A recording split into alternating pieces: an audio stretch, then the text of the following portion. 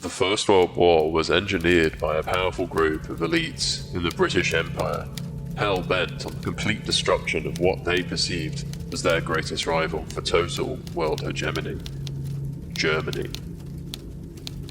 This is the provocative thesis of the 2013 book, Hidden History: The Secret Origins of the First World War, by Jerry Doherty and Jim McGregor. In the book, the authors seek to prove that it was not in fact Germany who willed the outbreak of war in 1914 to dominate Europe, but was instead a coterie of, quote, secret elites who planned to secure the dominance of the British Empire by utterly exhausting Germany in a long, drawn-out war. The Boer War of 1899 to 1902, manufactured by this elite to seize the Transvaal gold mines in South Africa, became a, quote, template for their necessary and pressing future actions against Germany to prevent its industrial, technological and commercial might, as well as its growing influence in Turkey, the Balkans and the Middle East, from eclipsing that of the British Empire.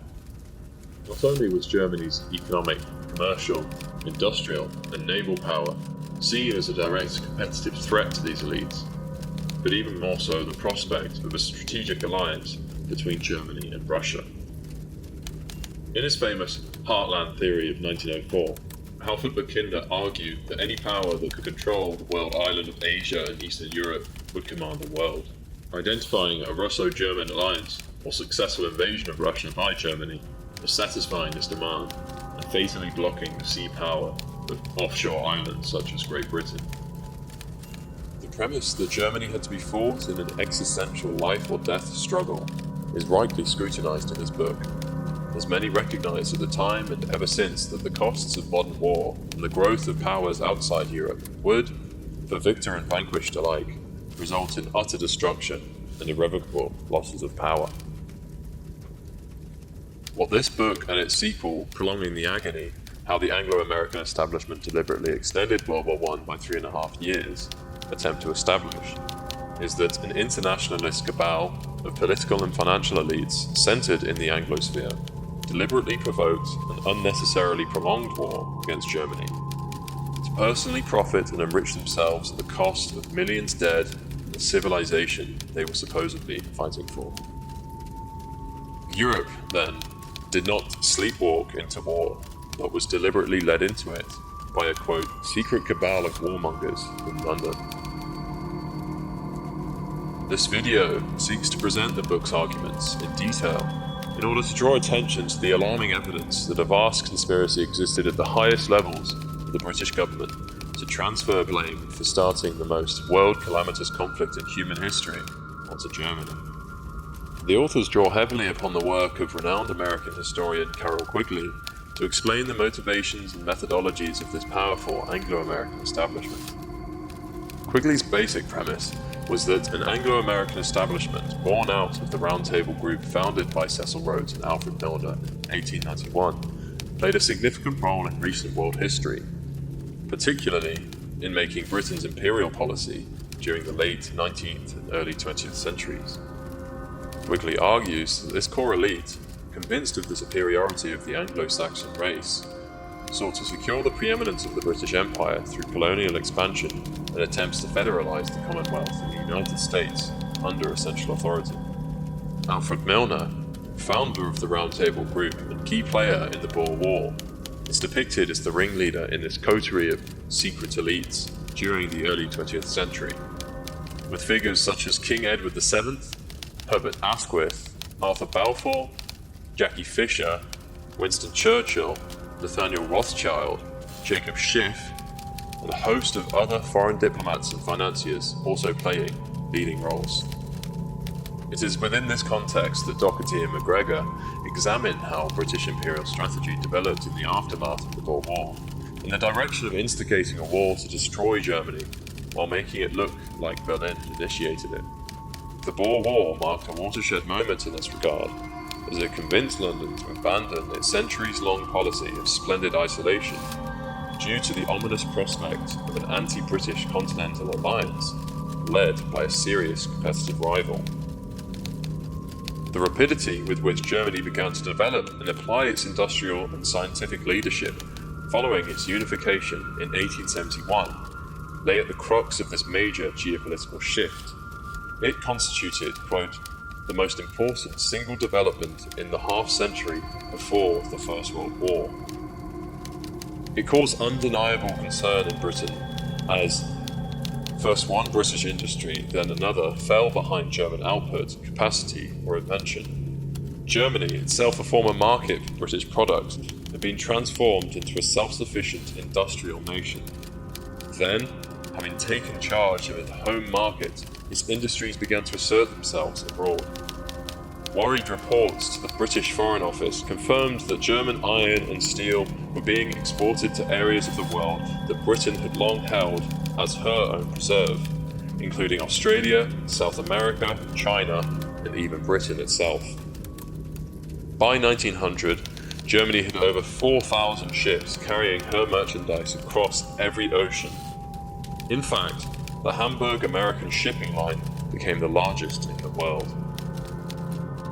Thus, combined with this industrial threat, German Chancellor Theobald von Bethlen-Hollweg recognized that the British looked upon Germany's naval build-up as an unwarranted and troublesome intruder on the sanctity of British supremacy over the commerce and oceans of the world. Furthermore, British industrialists knew, but rarely acknowledged, that there was also a marked superiority in new German manufactures like organic chemicals and electrical goods. Having started its industrial revolution much earlier, British manufacturing suffered from comparative technological backwardness and the lack of new investment. A considerable portion of the profit from British industry was being invested in high-interest yielding portfolios and securities abroad, rather than reinvested in industrial modernization at home. The German Chancellor was correct in stating that the sanctity of British industrial supremacy was being challenged, but it was due as much to British complacency that leads were lost, opportunities missed, and markets overtaken as it was to German growth. The authors argue that, in response, these secret elites in London did not accept that German economic and industrial success was a just reward for their investment in better education and new technology. Together with its burgeoning industry, and a brand new merchant fleet that promised future colonial expansion, Germany was also beginning to invest in oil production in Romania and Galicia. This was even more alarming because the secret elite knew just how strategically important oil was for future industrial development and warfare. As a consequence, the German threat had to be removed, and war was the only means by which that could be achieved. As far as the secret elite were concerned, there was no need to be squeamish or reticent about war. Britain had never experienced a single year of peace since the start of Queen Victoria's reign in 1837, with British forces having fought in over 100 wars of imperial conquest across the globe. If the secret elite were to achieve their great dream of world domination, the first step now had to be the removal of the Teutonic menace, the destruction of its economic prowess, and restoration of the primacy of the British Empire. The plan presented great strategic difficulty. Friendless in her splendid isolation, Britain could never destroy Germany on her own. For a start, there was no continental foothold, and Britain's strength was her all-powerful navy, not a large army. Diplomatic channels had to be opened and overtures made to old enemies Russia and France. Along with the need to secure alliances in its foreign policy, the authors argue that Britain needed to meet 4 domestic prerequisites before it went to war with Germany. 1. Both major political parties in Britain had to be under their control. 2. The army, embarrassed by the heavily outnumbered Boers, had to be reorganized into an effective and powerful fighting force. 3. The navy had to retain its supremacy on the high seas through modernization and investment. 4. A massive and consistent propaganda drive was needed to create a German menace, to whip the British people into a, quote, froth of hatred towards Germany and Kaiser Wilhelm. These tasks would require very strong political leadership and sustained support to see through in a rapidly changing world where socialism, women's rights, trade unionism, parliamentary reform, land reform, and a flurry of challenging demands were being presented to the government. Sustained support was the one thing the secret elite could guarantee by ensuring that their trusted lieutenants and agents held key positions in government, the civil service, the army, the navy, and the diplomatic service, no matter which political party was in power. Alfred Milner was a consummate organizer, and his secret elite network stayed focused on their prime target despite all the political distractions at home. According to the authors, one of the most crucial agents in this plan, particularly in wooing new allies over to Britain's cause, was King Edward VII, who had been crowned upon his mother Queen Victoria's death in 1901. The British royal family of Saxe-Coburg-Gotha was rich in German blood, and while the grand old lady sat on the throne, war with Germany had been unthinkable. King Edward VII, however, detested Germany as much as his late mother had been fond of it. This was in part due to the influence of King Edward's wife, Princess Alexandra of Denmark. She developed an almost paranoid hatred of Germany after Denmark lost the disputed territories of Schleswig-Holstein to it in 1864. The authors claimed that the fact that the royal family were of German blood was of no impediment. The monarchy was viewed as the font of Englishness. They sat at the epicenter of the greatest known empire. Edward was the monarch with whom the secret elite and their entourage fraternized or slept. It would have been impossible to pursue war with Germany without the undivided support of the royal family. The authors claimed that the then Prince Edward was already deeply involved with the secret elite prior to his mother's death. From 1886, Lord Rosebery, Liberal imperialist Prime Minister from 1894 to 95, who married a Rothschild, forwarded Foreign Office dispatches to him, Prince Edward, without the Queen's approval. From that point on, every important foreign dispatch was placed at his disposal, and by 1892, cabinet reports and proceedings were submitted to him. His closest friends included Lord Esher and Lord Nathaniel Rothschild. He took advice from Alfred Milner, who was grateful to Lord Rosebery for the trust he showed in him as Prince of Wales, and he shared the secret elite philosophy for world dominance by the Anglo-Saxon race. King Edward's greatest contribution toward this vision lay in engineering the much-needed realignments in international relations that unpicked potential rivalries, smoothed over past difficulties, and addressed the secret elite's prerequisite need to isolate Germany.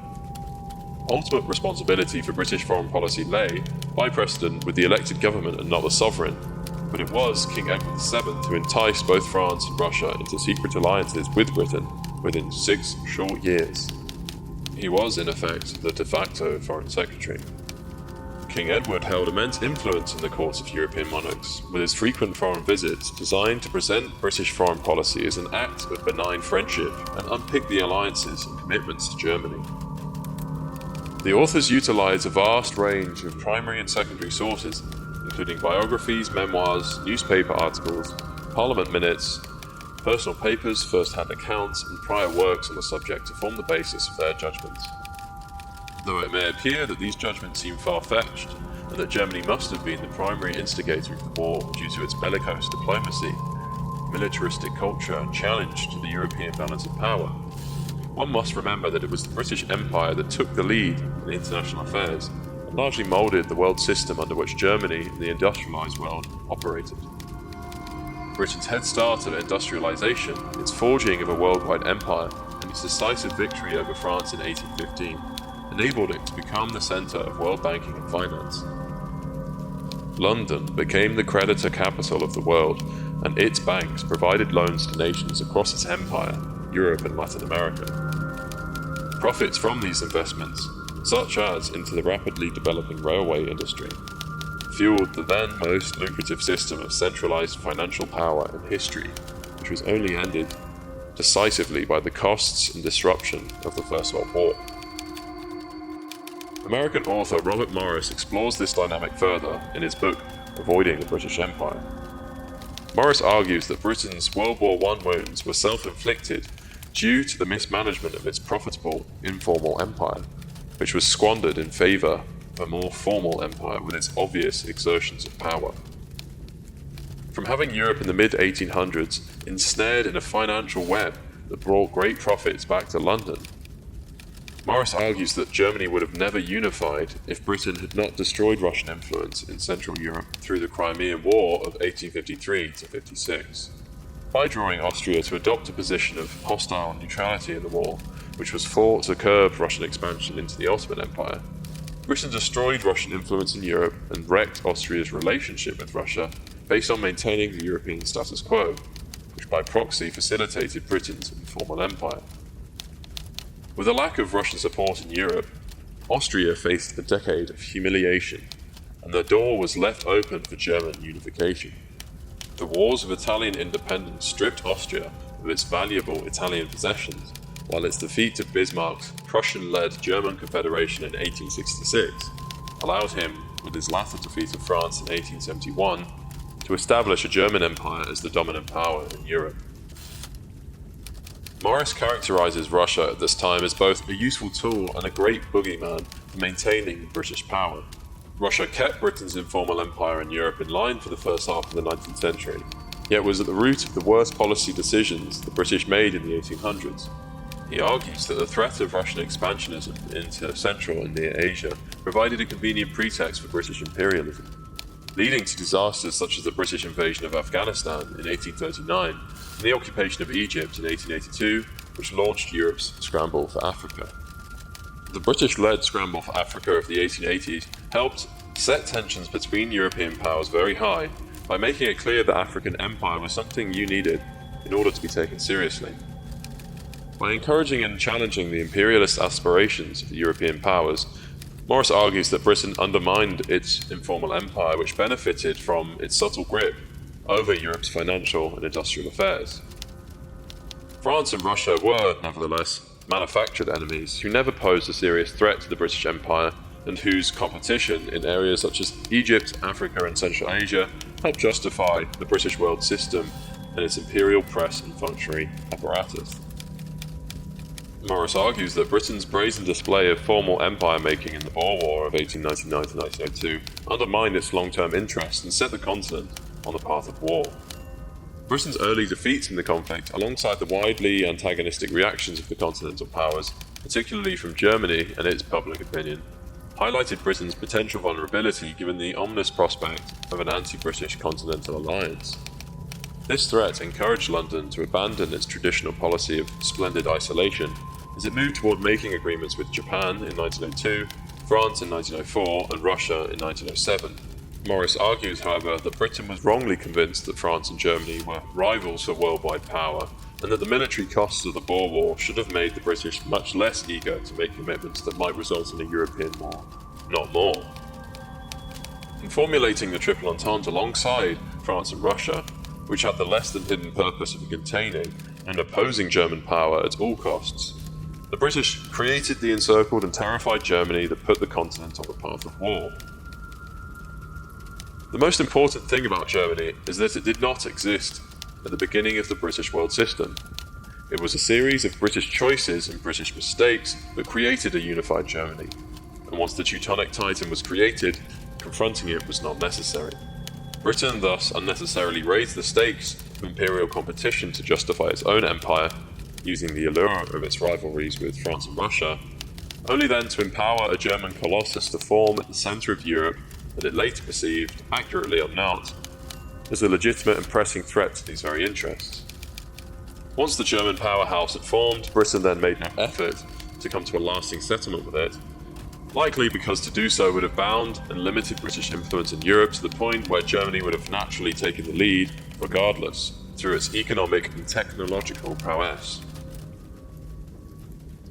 Doherty and MacGregor of course argue that Britain not only failed to take multiple opportunities to avoid conflict with Germany, but actively sought to provoke a conflict with it to crush its power for good. They maintain that for the sake of posterity and public opinion, Germany had to be goaded into making the first step to be seen as the aggressor against the Triple Entente nations. The Triple Entente nations were themselves manipulated by the secret elite against their best interests to execute the total encirclement of Germany in preparation for the inevitable trigger. The July crisis of 1914 followed a series of crises in which Germany had attempted for over a decade to break this encirclement, a situation secured through a medley of secret negotiations the buying off of pliant politicians, diplomatic double dealings, and the manipulation of national and ethnic rivalries. The authors claim that, at the end of the war, Britain, France, and the United States laid the blame squarely on Germany and took steps to remove, conceal, or falsify documents and reports to justify such a verdict. One such verdict was on the German invasion of Belgium, an act which was not thoughtless and indiscriminate aggression, but a reaction forced upon Germany when she faced imminent annihilation. Belgium was no innocent neutral nation, caught unawares by German militarism, but was closely interwoven into the elite's plan against Germany through their secret military conversations that took place from 1906 onward. The authors claim that, to this day, researchers are denied access to certain First World War documents because the secret elite had much to fear from the truth, as do those who have succeeded them. They ensure that we only learn from those facts that support their version of history.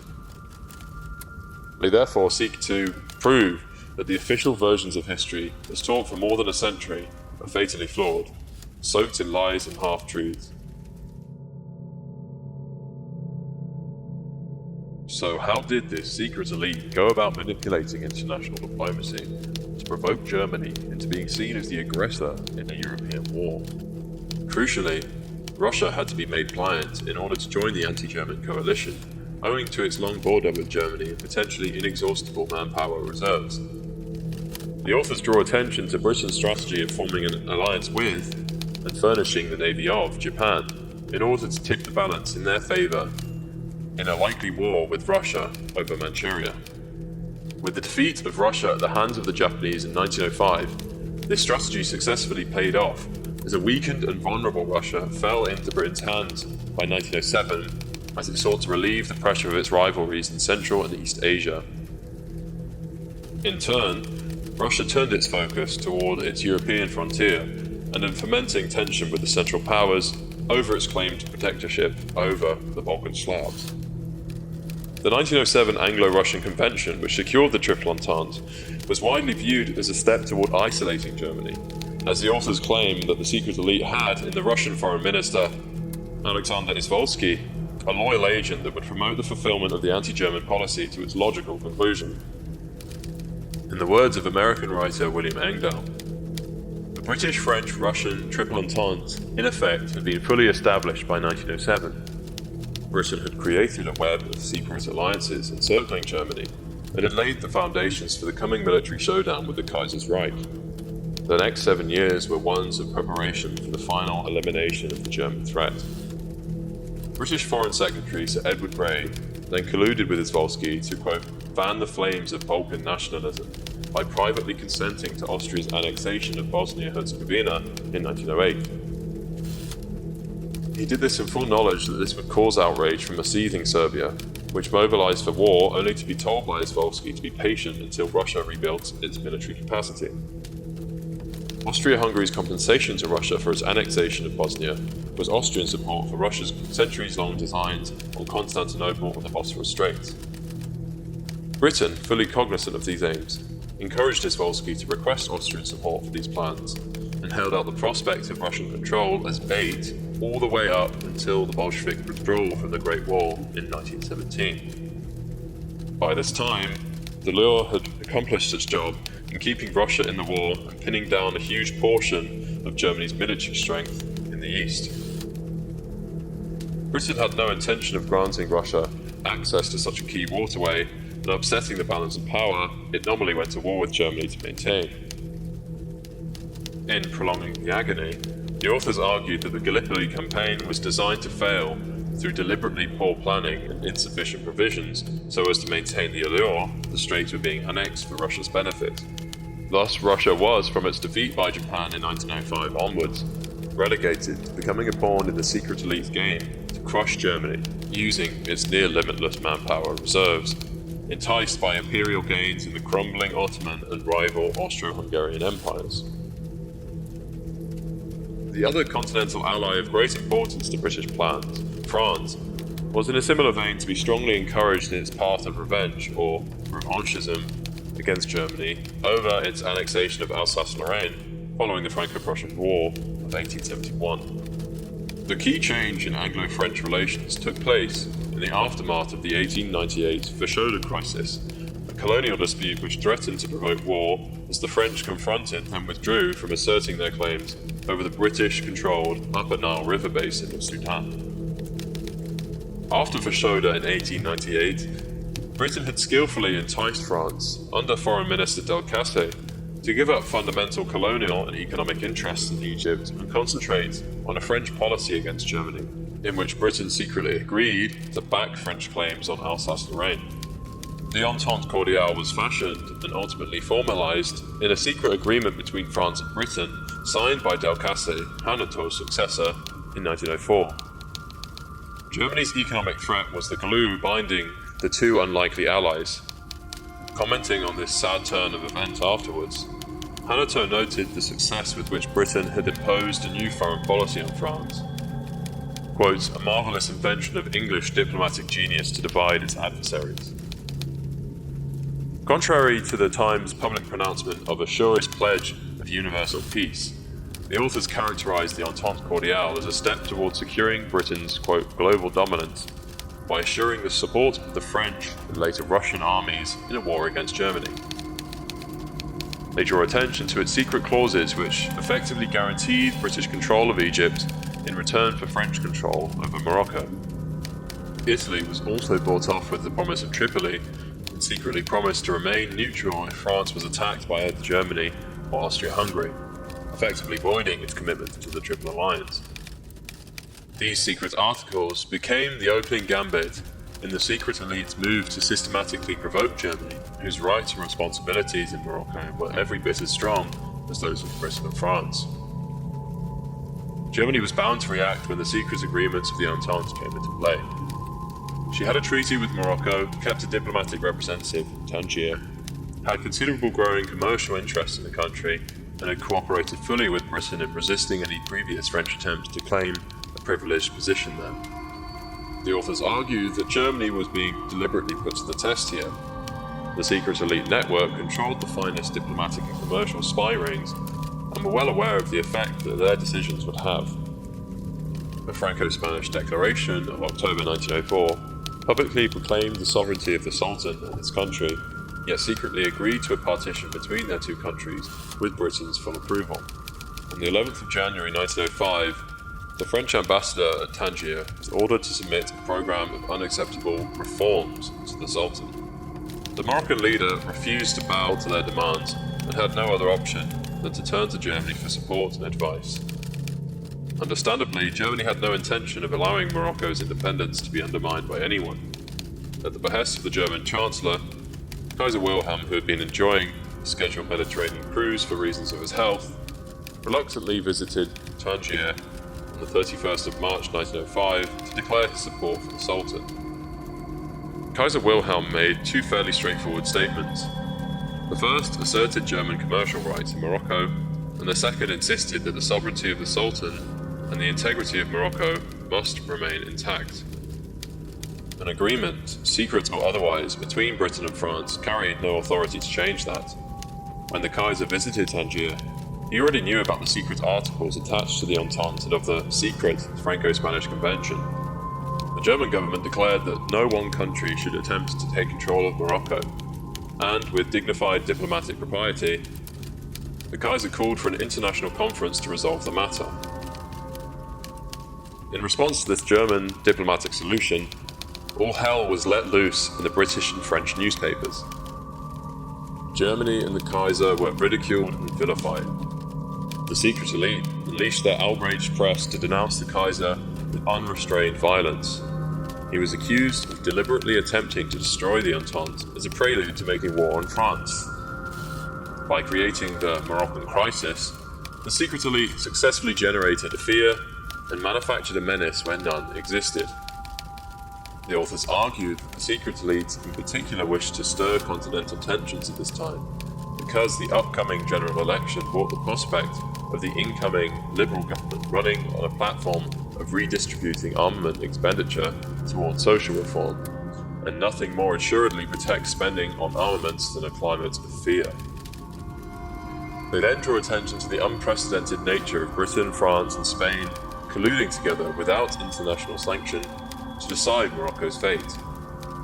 French Foreign Minister Delcasse, quote, refused to accept a conference and depicted the Kaiser's reasonable request as a challenge to the Entente itself.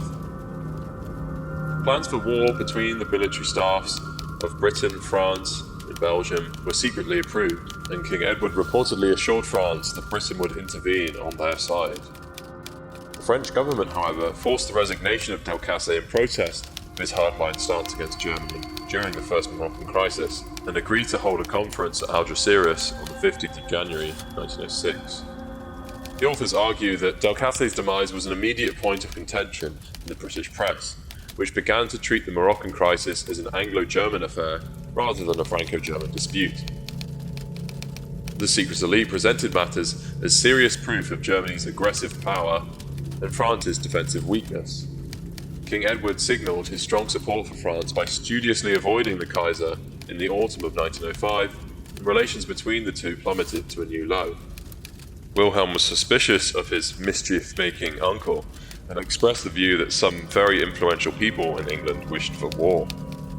The Algeciras Conference re-established political integrity for Morocco and agreed equal economic and commercial rights for all the powers, as Germany had long insisted was both right and proper.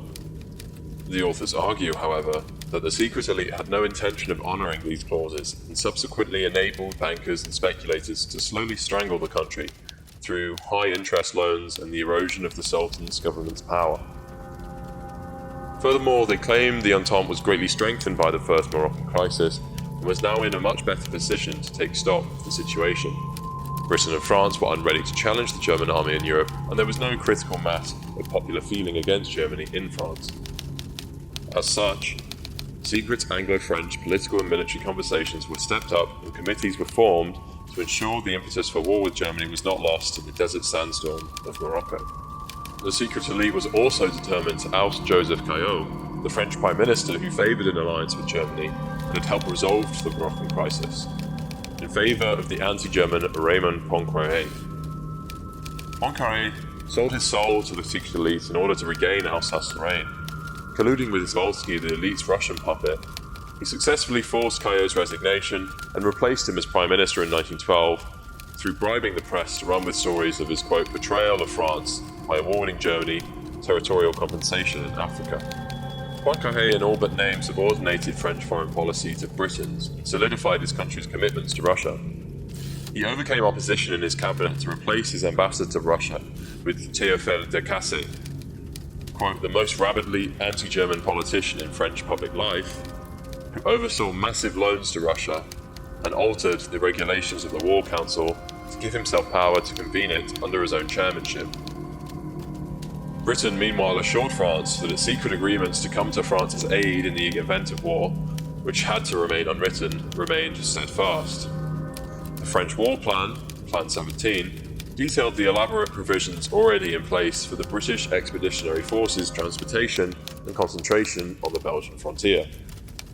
Poincaré ultimately followed the British policy of putting, quote, reconciliation with Germany to the sword, preparing his nation for war and declaring unswerving loyalty to Britain and Russia to its logical conclusion right up to the decisive months of 1914.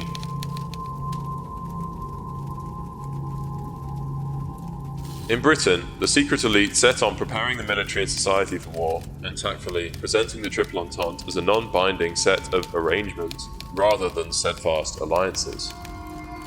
Observant liberals in the cabinet sensed that the Triple Entente was effectively dragging Britain into the maelstrom of European politics, but no one could mount a serious challenge because Edward Grey reassured them that no formal obligations existed.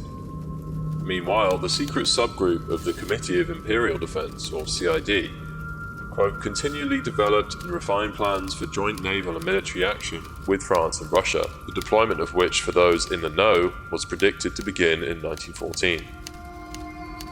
The Secretary of State for War, Richard Haldane, quickly introduced his plans for the formation of a highly trained, professional army to fight alongside France. Joint military planning was so intense and detailed that, by 1906, senior officers believed that war with Germany was inevitable. Additionally, members or those close to the inner circle of the secret elite were placed in the CID. notably Haldane, Grey, Asquith, and Lord Esher. Fear would then be used to reverse the overwhelming pacifism of the British electorate through a, quote, frenzy of rumour and half-truths, of raw propaganda and lies. This propaganda focused on the threat of an enormous German naval build-up, as well as invasion scare stories and notions of a German militarism seeking world domination, the threat of which had to be crushed as though it were the devil. Any voice that questioned the validity of these naval scares was branded a traitor. One such instance of a false scare story was that led in 1909 by Herbert Mulliner, the managing director of the Coventry Ordnance Company, reporting on increased German armaments. Mulliner was lured into the cabinet by the secret elite to report on massive secret increases in German armaments and naval construction over the past 3 years. His story successfully provoked the alarmed MPs to increase the allocation of naval spending from £2.8 to £35 million. The legitimacy of such stories was, of course, far from sound.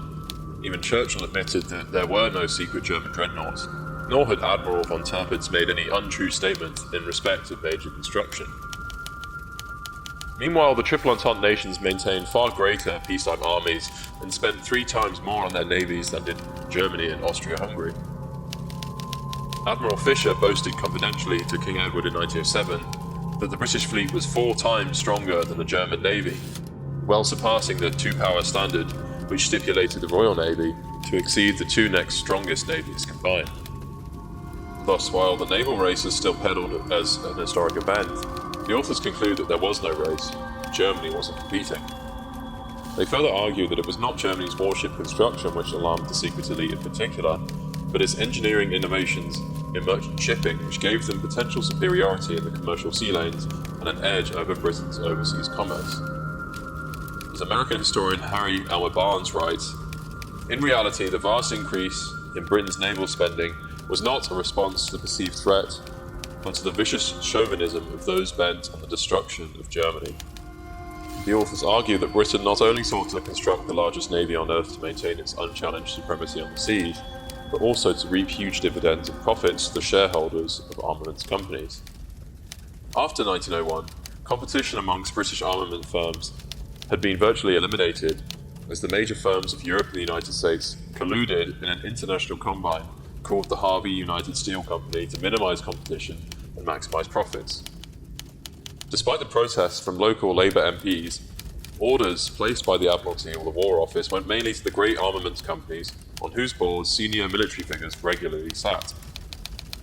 The London House of Rothschild was also heavily involved in the armaments firm Vickers' takeover of other companies, with Nathaniel Rothschild exerting a direct influence over the new Maxim Nordenfeld company. The authors note that financing wars had been the Rothschilds' preserve for nearly a century. Bankers, industrialists, and other members of the secret elite, the same men who were planning the destruction of Germany, stood to make massive profits from it. Money knows no allegiance, as the Rothschilds and secret elite loaned the Japanese to pay for a navy built at British shipyards to defeat Russia in 1905, all the while loaning Russia to rebuild its hollowed navy in shipyards owned by the same elite. Likewise, the British Vickers was an important supplier to both the Italian and Austro-Hungarian navies, and thus responsible for bankrolling the deaths of British seamen in the Mediterranean during the Great War. In 1921, a subcommittee of the Commission of the League of Nations concluded that armaments firms had been active in fomenting war scares and in persuading their own countries to adopt warlike policies that increased their spending on armaments. Despite this, nothing of any consequence was done about it, and the secret elite was not identified.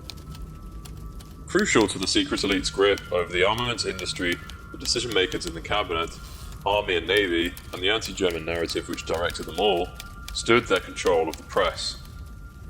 The authors describe how Alfred Milner maintained a, quote, personal network of journalist friends, who were identified by Carroll Quigley as being members of the secret elite, including William T. Stead at Review of Reviews, George Buckle and later Geoffrey Dawson at the Times, Edmund Garrett at the Westminster Gazette, and E.T. Cook at the Daily News and Daily Chronicle.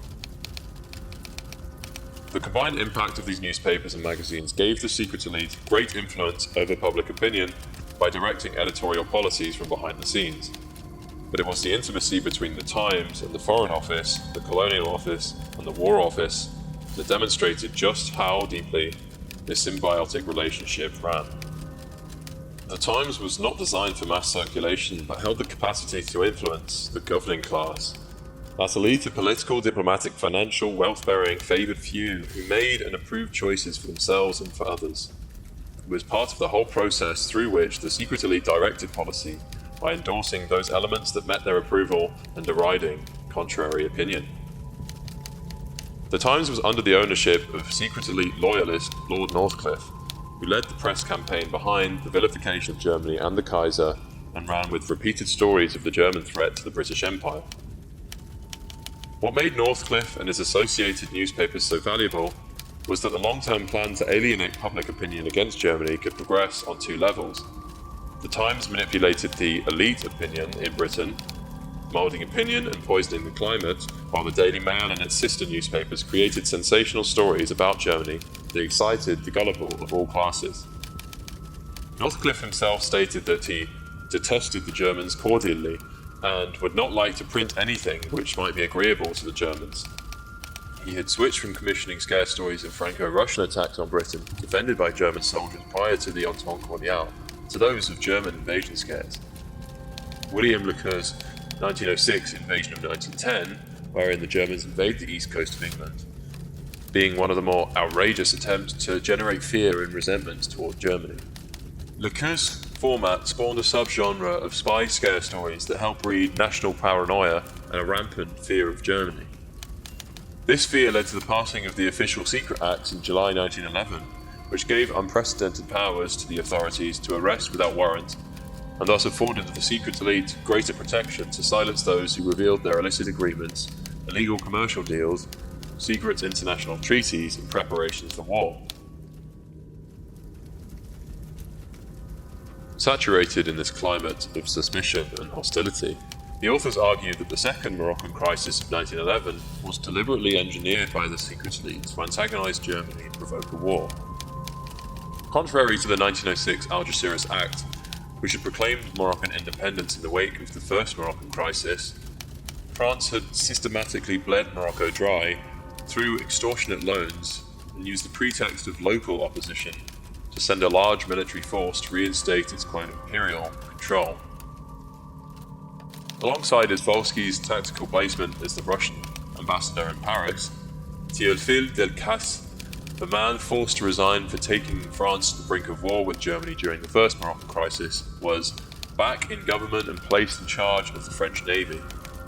Native discontent again came to a head in the spring of 1911 in response to the public execution of Moroccan deserters, and a large French military contingent was sent to Fez under the pretext of impending atrocities. This threat of atrocities was, according to the authors, fabricated in order to encourage a French military invasion of Morocco that would, quote, elicit a German response and bring about the desired international crisis. A more better excuse than to challenge the mining rights that the Sultan had given to a German company which conflicted with the interests of the French Union des Mines Marocaines in the guise of rescuing Europeans from a non-existent crisis.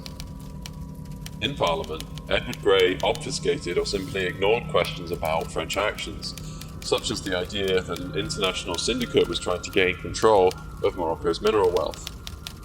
Meanwhile, Germany offered a symbolic protest to the complete occupation of Morocco and the disregard of the Algeciras Act by presenting a note of protest to the French government and sending the gunboat Panther to the port of Agadir.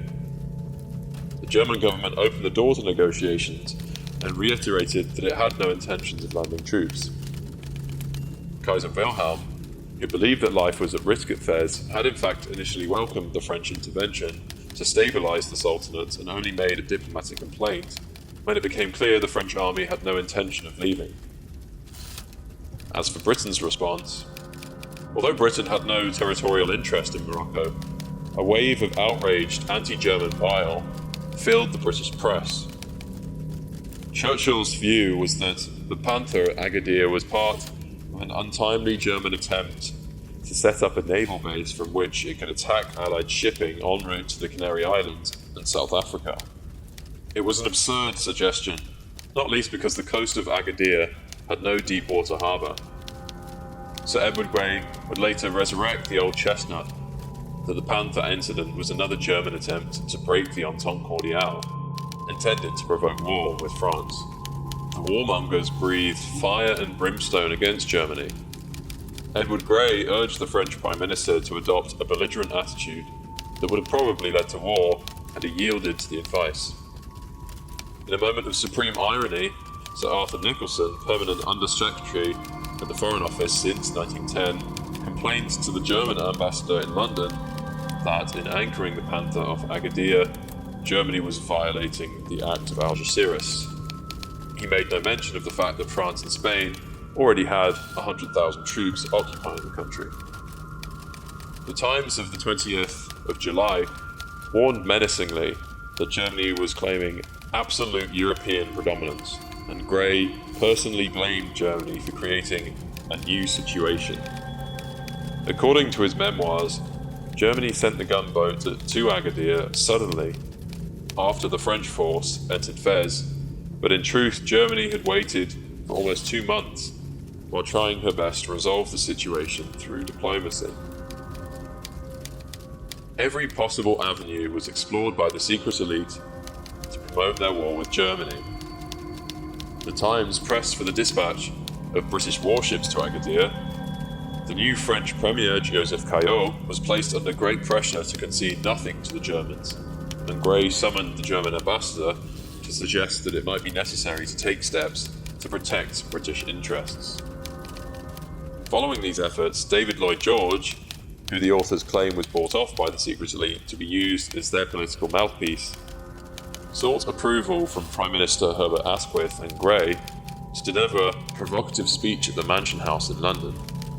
In the speech, Lloyd George proclaimed that Britain could not be treated, where her interests were vitally affected, in such a way that the security of our great international trade and national honour would mean that peace at that price would be a humiliation intolerable for a great country like ours to endure. The authors lambast Lloyd George's claims that a German gunboat off the Moroccan coast could threaten Britain's international trade, arguing that the speech was conceived as a veiled threat to Germany and intended to provoke a strong reaction. Viscount Morley, the Secretary of State for India, denounced the speech as a, quote, unwarranted and unfortunate provocation to Germany, unquote. Paul Cambon, French ambassador to London, later admitted frankly to Lloyd George, "It was your speech of July 1911 that gave us the certainty that we could count upon England." The German note of complaint to Grey concluded that the speech could not have been chosen as a better means to upset the political situation. Lloyd George appears to have been rewarded for his loyalty to the secret elite along with Churchill, who were both brought quietly into the secret subcommittee of the CID that was responsible for the joint Anglo-French preparation for war. Asquith soon after held a war meeting, and by the 23rd of August 1911, the authors claim that Lord George and Churchill were informed and entrusted with the secret war preparations against Germany.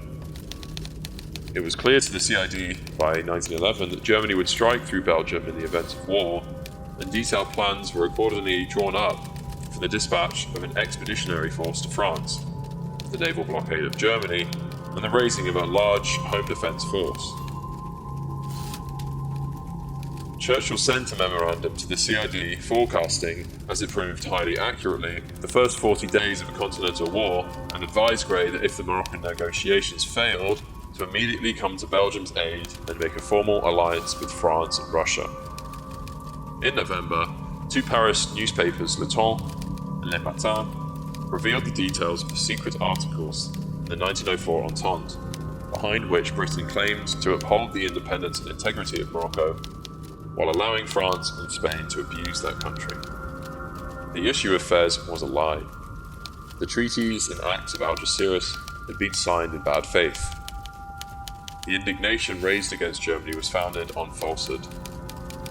In the December issue of the Review of Reviews, William T. Stead wrote a warning that was ignored at great cost. "We all but went to war with Germany. We have escaped war, but we have not escaped the natural and abiding enmity of the German people. Is it possible to frame a heavier indictment of the foreign policy of any British ministry The secret, the open secret of this almost incredible crime against treaty faith, British interest in the peace of the world, is the unfortunate fact that Sir Edward Grey has been dominated by men at the Foreign Office who believe all considerations must be subordinated to the one supreme duty of thwarting Germany at every turn, even if, in doing so, British interests, treaty faith, and the peace of the world are trampled underfoot. I speak that of which I know. Thanks to both Kaiser Wilhelm and Premier Joseph Caillaux, the Second Moroccan crisis passed, as had the first, without recourse to war. It was the secret elite who had thwarted, but they had learned further. French politics had not been profitably corrupted. Delcasse had been rehabilitated and was impressively influential, but more was needed. They had to control the Prime Minister or the President of France. In the wake of the Second Moroccan crisis, the secret elite moved forth with its war preparations. Churchill was placed in charge of setting the Royal Navy on a permanent war footing, while Grey and Asquith further deflected allegations that Britain had any secretive commitments to France. As First Lord of the Admiralty, Churchill ensured one of the Sea Lords had henceforth to be on duty, at all times, or near the Admiralty building. He further ordered a huge chart of the North Sea to be placed on the wall behind his chair, on which the daily disposition of the German fleet was marked with flags. Had the public known of their intention to manipulate a war with Germany, the government would have been swept from office, the authors claim. The regular meetings between military strategists from France and Britain that had been taking place in secret since 1905, sanctioned by Asquith, Grey and Haldane, were still only known to a privileged few, but secrecy was not easily maintained. Those in the know were bound to grow in number as the work of the Committee of Imperial Defence expanded. Foreign ministers and diplomats heard unconfirmed whispers or were included in confidential briefings. Newspaper editors and owners had sight of information that was kept from the public domain, but it could not last. By November 1911, sources from different parts of Europe made confident claims that secret deals had been done, deals that bound Britain to France and Russia through military and naval agreements that were repeatedly and officially denied in Parliament and in public. There was a furious row in Asquith's cabinet on 15th of November, when details of the secret meeting of the Committee of Imperial Defence, to which Asquith had summoned both Churchill and Lloyd George, came to the attention of a number of ministers who had not been invited. In response to a senior minister, Lord Morley's demand for an explanation, Grey recorded in his memoirs that he had simply forgotten since 1905 to inform cabinet members about such matters. A pathetic excuse, according to the authors. Grey admitted that he had regarded the agreements as a commitment to cooperate in, quote, non-provocative and reasonable military action with France, while Asquith claimed the freedom to refuse British cooperation. At best, only 5 ministers were in the know: Asquith, Haldane, Grey, Churchill, and Lloyd George. The other 13 could clearly see that military reciprocities meant that, like it or not, Britain was at least partially committed to France in the event of war. 2 cabinet resolutions were formally tabled and passed unanimously. The first stated that no communication should take place between the General Staff here and the staff of other countries which can, directly or indirectly, commit this country to military or naval intervention. The second resolution ordained that such communications, if they related to concerted action by land or sea, should not be entered into without the previous approval of the Cabinet. The Liberal Cabinet tried to assert some semblance of damage limitation. They genuinely believed that they had drawn a line in the sand before matters spiraled out of control. They were wrong.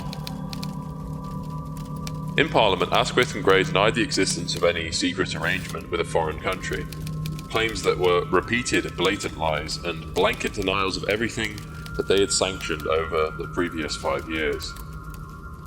Undoubtedly, Britain's secret military and naval commitments to France had been the backbone of British foreign policy since 1906. By the time Asquith and Grey were obliged to deny suggestions that secret agreements had been made with France, Haldane's plans to mobilise and concentrate the highly trained British expeditionary force on the Belgian border had been in place for a year. The authors argue that the subsequent Haldane mission of February 1912, in which Secretary of State for War Richard Haldane was sent, according to mainstream historians, to negotiate with the Germans to reconcile their two nations' differences, was in fact designed to learn the wishes of the German government and obtain information about the German fleet program. Haldane had been instructed to block any commitment to peace and negotiations, yet his mission was being portrayed as having been thwarted by German intransigence in rejecting British offers for naval reductions. Haldane's mission was to get hold of as many details as he could about German naval plans and promise nothing. On February 9, 1912, Churchill delivered a speech in Glasgow declaring that Britain's fleet was a necessity while Germany's fleet was a luxury. The authors characterised the speech as a provocation calculated to offend many in Britain and Germany who sincerely hoped for a better understanding between the two nations. They also characterised it as a charade behind which Grey and the Foreign Office constantly confused their German counterparts. In the meeting, Haldane gave hope to German wishes of Britain's benevolent neutrality toward a continental war by promising his country had no secret treaties. This encouraged the Germans to drop one dreadnought from their program and to postpone another two without receiving any tangible concessions in return.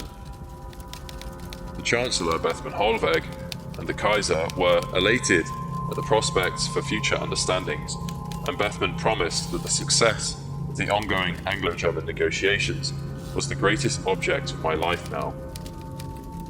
However, following months of obfuscation by the Foreign Office and empty promises by Grey, it slowly dawned on the gullible Kaiser that he had been the victim of an insincere political manoeuvre to slow down his naval program. The Germans subsequently rejected Churchill's proposed naval holiday for both countries to halt ship production for a year, and continued with their new navy laws in response to the First Lord's boast to have wiped out 5 German dreadnoughts without firing a shot.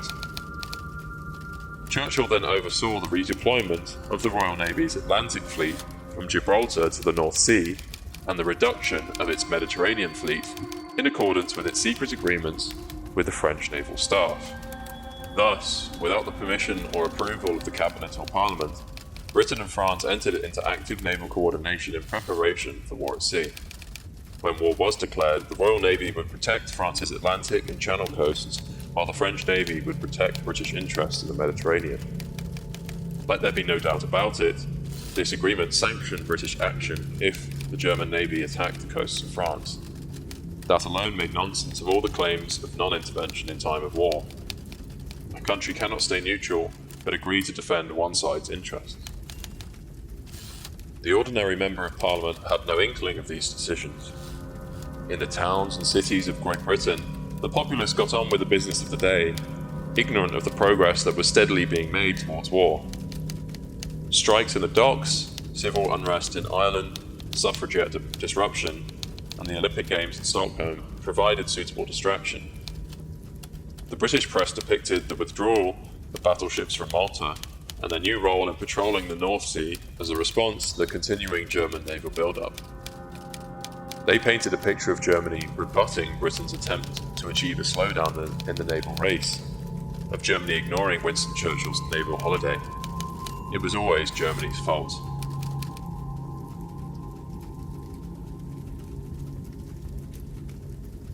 The authors note that Britain could not enter into war with Germany without good cause, and the cause had to be close to home. War could not be declared in support of Russia's Tsarist autocracy, and it was uncertain the public would support intervention if Germany invaded France. Thus, the British cause for war would be manufactured by German reaction provided their army advanced through Belgium.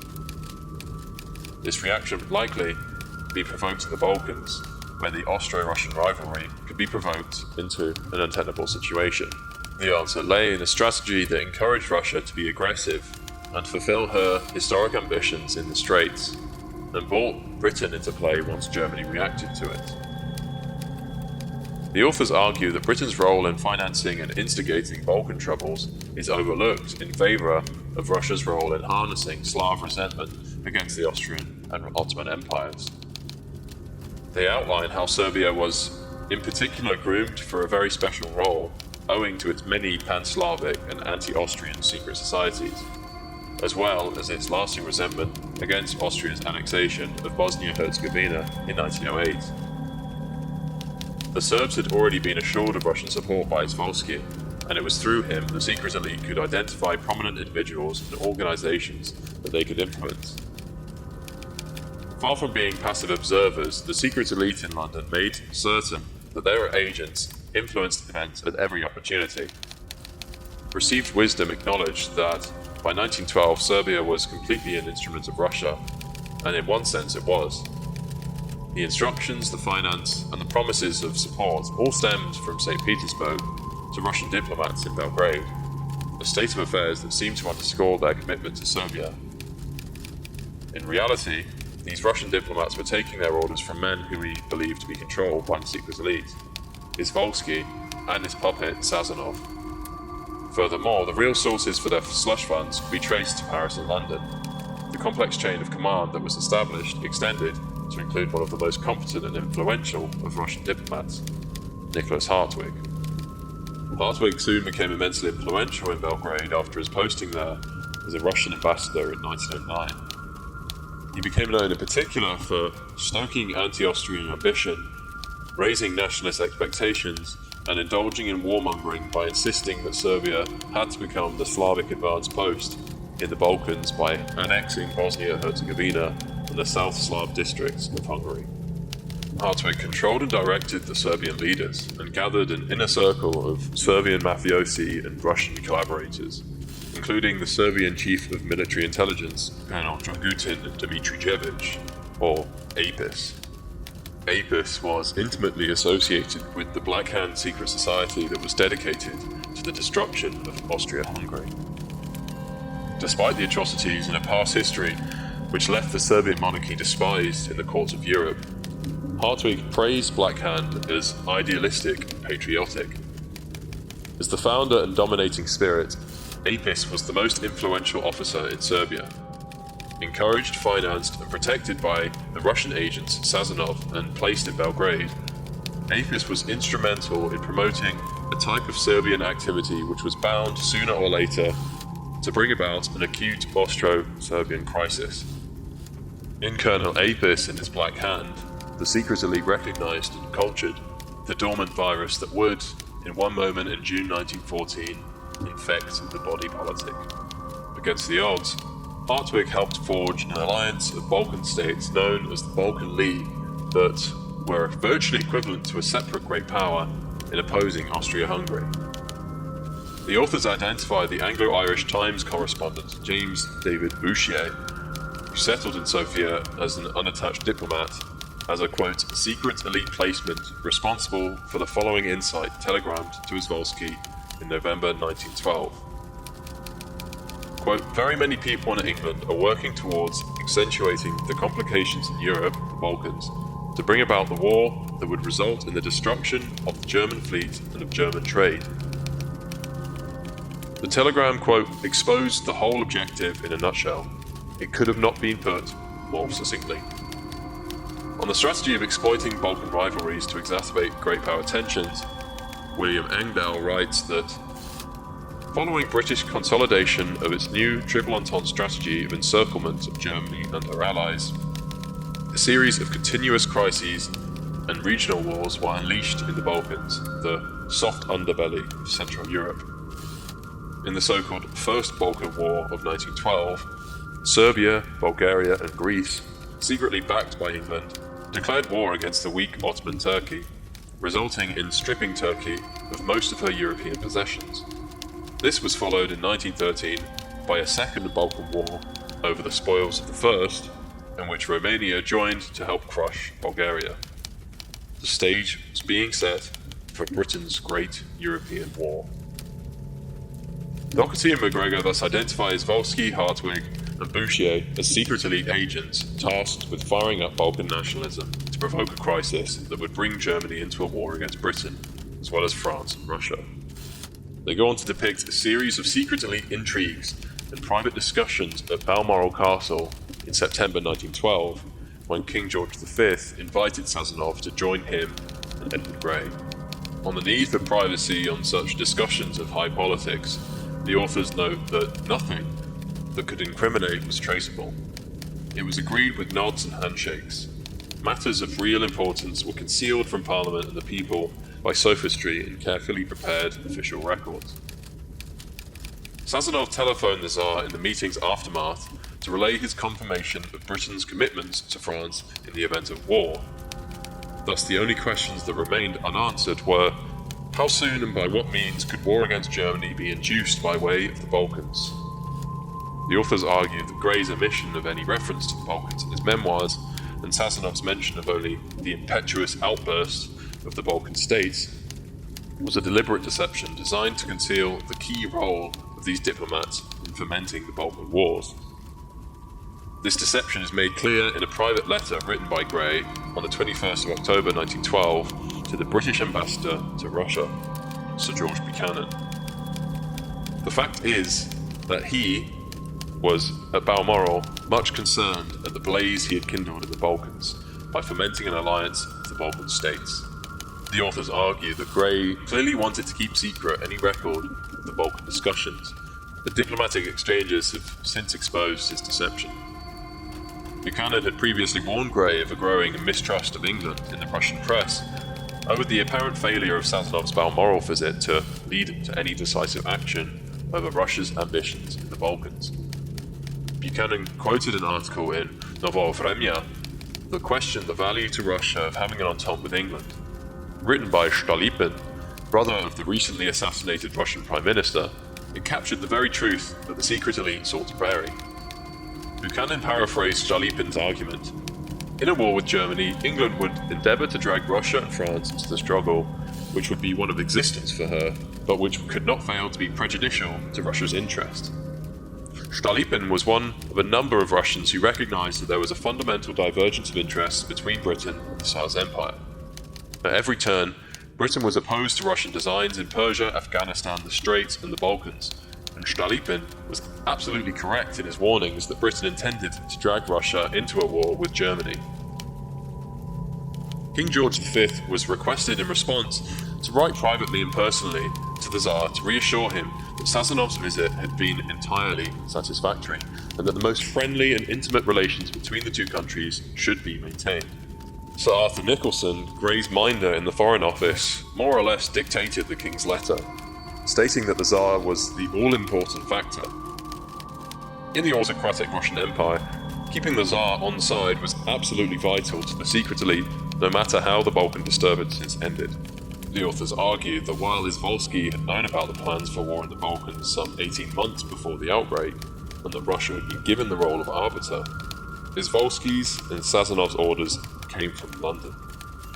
They further argued that Russia and Serbia had no long-standing affection, but used each other to their own advantage. Izvolsky's acceptance of Austria's annexation of Bosnia-Herzegovina was seen as a gross betrayal by Serbia, which set on a path of revenge. Yet it suited Russian self-importance to perpetuate the pretense of being the protector of all Slavic people. Russia abused her influence with Serbia to keep constant pressure on Austria-Hungary, notably funding the murder of the more pro-Austrian dynasty in 1903 to replace it with a more pro-Russian one. The continual and wearing disruptions began to annoy Austria so much that the choice was either endless costly bickering or a sharp decisive war to punish Serbia. The Balkan League during the First Balkan War had a twofold agenda: the breakup of Turkey and the downfall of Austria-Hungary. Austria did not intervene in the conflict, however, and the Kaiser made it clear that he had no intention of going to war with Russia or France over the Balkan nations.